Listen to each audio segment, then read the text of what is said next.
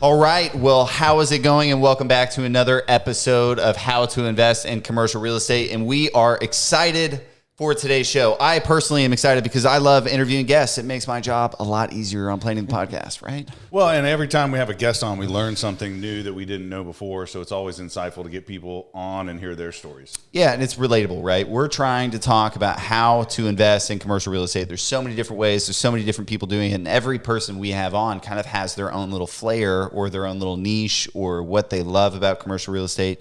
But anyway, without further ado, I wanted to introduce Beth Azor with Azor Advisory Services. There we go. I got it. And she owns a retail investment advisory firm in South Florida where they invest and specialize in retail shopping centers. But I'll kind of get out of the way here and let Beth take it over from here. Beth, tell us a little bit about yourself. Sure. Thanks, guys. So I've been in the retail leasing and investment industry since 1986. So I would say that I'm well heeled. I like to say that instead of old. Yeah. So do I. I love leasing. Leasing is, part of my heart, and especially filling vacancies in shopping centers. So that's how I got into investing. I worked for a big company in Miami. We started with 11 people. At the last 6 years there, I was the president, and we had expanded to 150 people. But my boss, that is awesome. It was awesome. It was fun. And my boss and partner came to me in 1988. I was there 2 years and said, "Hey, we're going to buy a shopping center. Do you want to invest?" I'm like, no. A, I don't have any money. I'm 28 years old. And B, I'm good with my 401k. Like, I'm maxing out. And so they buy the deal, they put in equity, they refinance it. It's a huge success. And I watch it all happening. And I'm like, well, no, not for me. So then 2 years later that he comes to me again and says, "Hey, we're buying another shopping center. This time, are you ready? Do you want to invest?" I'm like, "No, I don't have any money." Because what do you mean? You're making $100,000 a year leasing space. How do you not have any money? You're married. I go, well, yeah.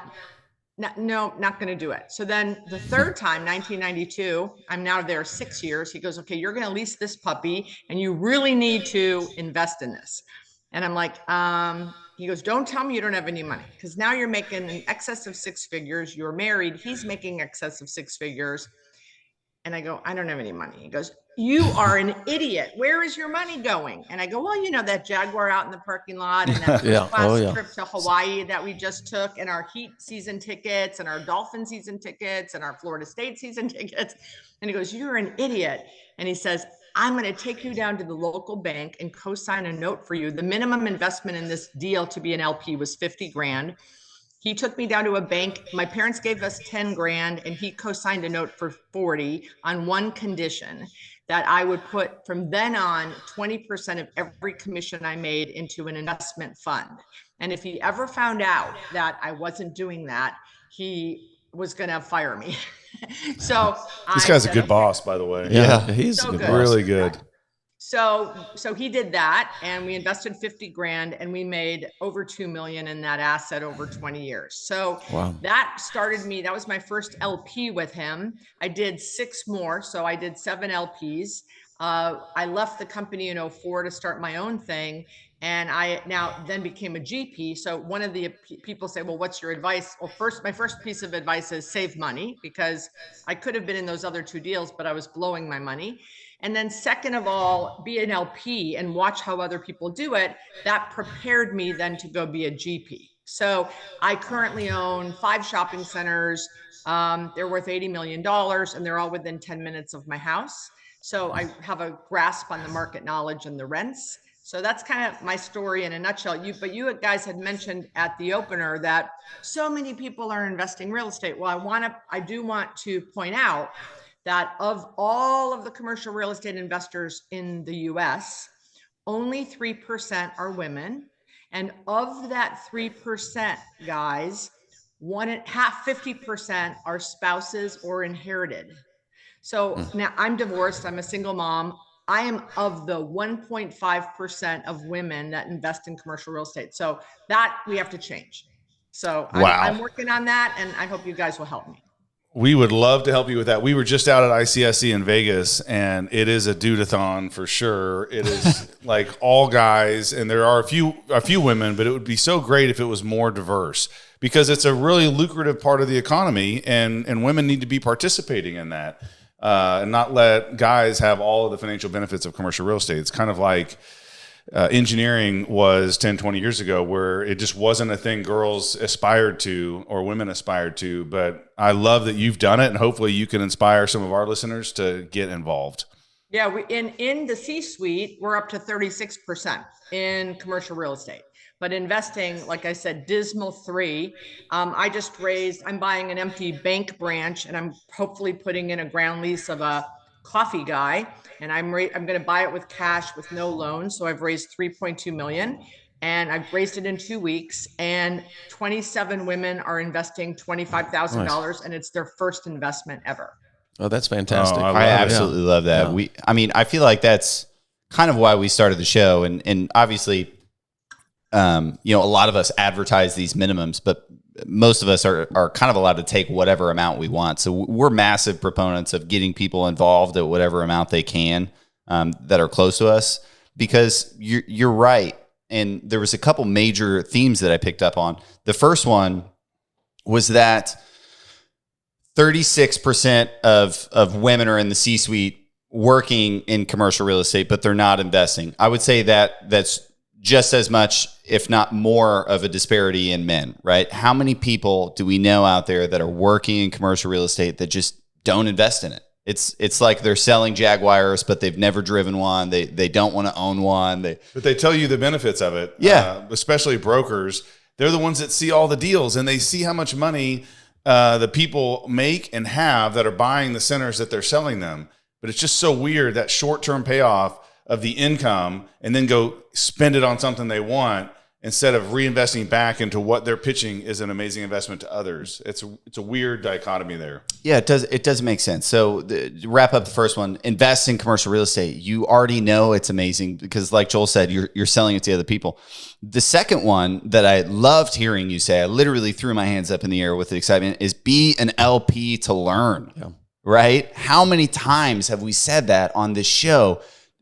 Get involved with somebody you trust, right? I'm sure, Beth, that most of your $3 million that you raised in 2 weeks, I'm sure most of those were repeat investors or know of you and your successes and your properties and kind of how you model this in. And eventually some of these people, mostly women, probably said, Beth, how are you doing this? And you probably said, you've got to write me a check. I'll show you how.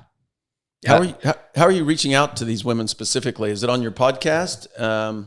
So 3 years ago during COVID, I had a virtual webinar called the CRE Investment Summit for Women. And we had 100 women virtually. And then 2 years ago, we had 150 women in South Florida come to a conference where what I learned was, I thought that originally women said, I don't have enough money, or I'm afraid, or it's too complicated, or it's too risky. And I kept drilling down. And I found out it's really it's a little bit of all of those. But the biggest thing is I don't see any other women in my circle doing it, which makes sense since there's only 3% of us. Yeah. So I created a conference where I put women on stage that are doing it. Women investing in hospitality, hotels, self-storage, retail, land, multifamily. And so the virtual conference, I had 8 women. And then the second conference we had in South Florida, I had 8 women get up on stage. I had a panel of lenders, and then I got them all in a bus and I drove them around my properties, handed them a handbook and said, this is why I picked the deal. This is what's happened since I bought it. This is how I raised family and friends. This is how I got a loan. Here's my partnership agreement. And then last year we did it in Orlando. And instead of the bus tour, we did deep dives of breakout rooms where the women speakers, again, who own real estate, went into rooms. So if you were interested in self-storage, you went into the speakers that own self-storage, and she broke down underwriting in a breakout room. And we had 200 women at that event. So now that's next year in March, we're going to have it back in South Florida because I've added 2 assets. We're going to do the bus tour again because everyone liked the bus tour. And that's how so of the 25 or 27 women that have invested in this deal, I think that half I knew in South Florida already, and half were new women I met through the summit. That's amazing. Yeah, that's fantastic. And what she's saying is so right. Think of our investor list. It really is not very many women on our investor list, right? No, So that's fantastic that you did that. So I've got some questions just for our audience to understand. So you were investing in LP. What were the returns that you were seeing that helped motivate you to keep investing in those LPs and then eventually get to the GP side?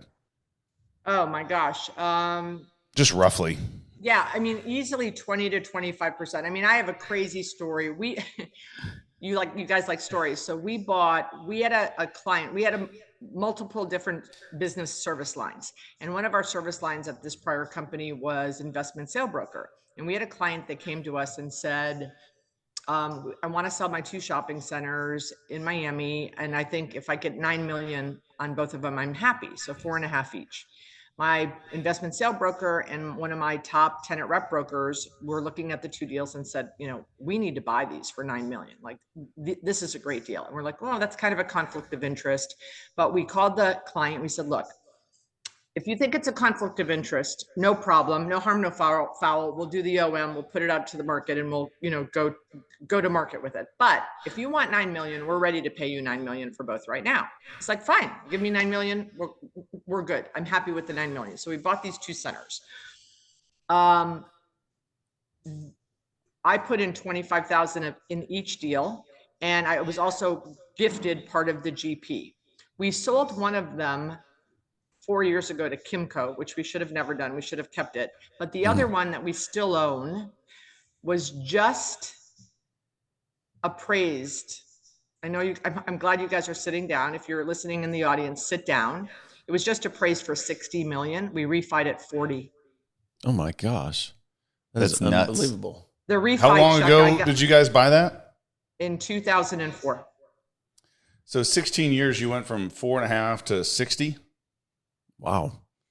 That guy, I was thinking if a broker tells me they just want to buy the property and not take it to market, I definitely would have to, a red flag would go up like, okay, maybe I'm leaving some money on the table. That was the warning. Yeah, that was the flag. Yeah. Hey, here's the flag. It's a deal. It's Now, a deal, my man. It was, it went from 4, and we would have paid him 10 million. Like if he said, no, it's a conflict of interest. We need, you need to up it a little bit or whatever. We would have absolutely taken it to market. Never did we think that in 2023, it would get appraised at 60 million. Never. So let's dive into the $40 million in tax-free money. Just so everyone appreciates that fact, right? Like a refinance of $40 million. That's why I'm saying we should have never sold the other one. Yeah, we paid taxes on. We should have refied it and kept it. Right. Yeah. So we're not paying taxes on this money because it's a loan that you are paying back. So this asset, I'm sure, has an NOI to service the $40 million. So you can take the $40 million, throw it up in the air. Hopefully you're investing it in something else, right? Buy more real estate. But then this asset is servicing the debt on the $40 million, and it's tax-free. So it's going to pay off that $40 million, and then years from now, you'll be able to refinance and pull out that money again, tax-free. Right. And we did it 2 years. We did it, I think it was 18 months ago. So our rate's 3.75. Oh, wow. Yes. Yeah. That's great. That's insane. So you have a similar story with Stephanie Promenade, a deal you bought in Vegas. Run through the highlights of that really quick. Similar story. Very kind of similar. We purchased it for like $16 million, and it's only been 4 years or 5 years. And you bought it from a guy who bought it for $8 million. Yeah, because they bought it out of the recession. So I thought, it's a little risky because I'm paying double what this guy paid for it. But now it appraised at $30 million. We refied it at 3% interest right before the rates went up, and we paid back all the investors, so they have no money in the deal, and now it's cash flowing, and it's worth double what we paid for it. So yeah, these stories are unique. Not every property you buy for $4.5 million is going to be worth 60, or in my case, 16 to 30, or whatever the case may be. Right. But they do happen, and so get in the game, and you might hit a home run. Swing the bat, you might get a base hit. And so that's what we want to encourage people to do with these. So another question I have is, as you switch to the GP side, tell us about your structure. because everybody has a different structure on, the GP ownership and what you're offering your LPs. That's a good question. Yeah. So my pref that I offer is, across my portfolio is somewhere between 6 and 8. So the deal I'm doing right now, again, I said it's an empty bank branch building. For the first year, I'm not accruing any pref. So I was going, okay, am I going to give a pref of 6 and started accruing day 1, even though it's going to be like a development deal, no income, but blah, blah, blah. I said, no, I'm just going to give a 7, but it starts 12 months in. So that's what I did. And then I do a 30-70 promote. And I had a lot of people, some of my partners who were giving me money saying, you can do 50-50. I'm like, I don't want to do 50-50. I think that's kind of piggish. I don't know what you guys do, but I just think 50-50. I don't, I'm happy with the 30-70. And then someone said, well, you could at least do 60-40. And I said, okay, I'm 62. I have a portfolio. I am on a mission, and my mission is to get women to invest. So if I make a 10% less on my promote, I'm good with that. So I know that my deal is more conservative than what's going on right now, but I'm completely fine with that. So that's my structure. But I don't take a bunch of fees. So I'm not a fan of acquisition fee, disposition fee, guarantee fee. I do take a leasing fee. I do take a property management fee if I'm property managing something. When I'm doing a renovation or a development deal, I hire a project manager that knows that an RTU is an HVAC, which I didn't know a few years ago when I was doing my first development. So I hire a project manager and the partnership pays for them. Like it's a property management fee that goes directly to hire someone who knows what they're doing, not me. But so that's my structure. Excellent. Now we typically do an 8 pref and a 70-30. We've also done 60-40, 65-35, just depending on the situation. We do take asset management fee. We take a acquisition fee and sometimes a disposition fee if the property met all expectations. So yeah, definitely different ways to do that. But I think your structure sounds great. I'll hire a broker to sell the deal. I won't sell the deal, and then the partnership will pay for that guy's fee. So okay, yep, and yep. I don't charge an asset management fee. I do have a deal where it's an 8 pref. I bought it in 08, and it's a 65-35, and it was an ongoing cash flowing asset. So do you get to earn your promote during cash flow operations? No. So you return all of the. Gotcha. Yeah. So it's an 8 pref, then 100% return of capital, then split? Yeah. Okay. And then what kind of debt are you typically looking at for these retail deals? So prior to now, so this deal we're doing all cash, but the last deal that I did was a 65% loan from a regional bank. I think my rate was 4. I bought a 2-story office building. I knocked it down and I built this Starbucks strip center on half of it. And I'm doing a Wawa ground lease, doing the site work for a Wawa ground lease on the other half. So, so that was a acquisition loan. Like I said, I think it was 425, 65%. I raised the equity on the other 35%. I signed on the note. We raised some additional equity to build the strip center. And then now I got another 1 million added to the loan for the site work for the Wawa. Oh, I love it. Well, and so I think it's been awesome hearing your story. How can we help our audience get in touch with you? How would you like them to be able to reach out to you, get on your mailing list, and be able to see your stuff? So probably Twitter's the easiest way, but I'm on LinkedIn, Instagram, and everything is Beth Azor. Beth Azor. Okay. Azor Advisory Services, Beth Azor. All right, I got it. I remember that. All right, guys. Well, Beth, I really appreciate having you on the show. I love hearing stories like this. I love hearing 20% returns. I love hearing buying $4.5 million, turning it to 60. I love the stats about women investing. Yeah. I personally didn't know that, so I'm now your biggest fan and advocate to get women invested in commercial real estate. Yeah, congrats on your success. Yeah, Beth. I love your passion for getting women involved. That's fantastic. Thank you. So, and you guys work on getting, I talked to someone else recently. Actually, it's a woman who owns, I think, 30,000 apartments. And I was on her podcast and I said, how many women? And she goes, I have no idea. And then she went back and looked and she had 18%, which is awesome. So I challenge you all to go out and look and see what's your percentage of women, not just spouses, like just women, right? And then try to improve that, right? Try to encourage more women to invest with you guys. Good idea. We will. We should. Would love that. I'll tell that to my wife, babe. I'm meeting all of these women to get them to invest to change the world. Yeah. Okay. One woman at a time. It's about them. It's not about me. Anyway, Beth, thank you so much. Thank you, Beth. And everyone else, we will see you next week on how to invest in commercial real estate.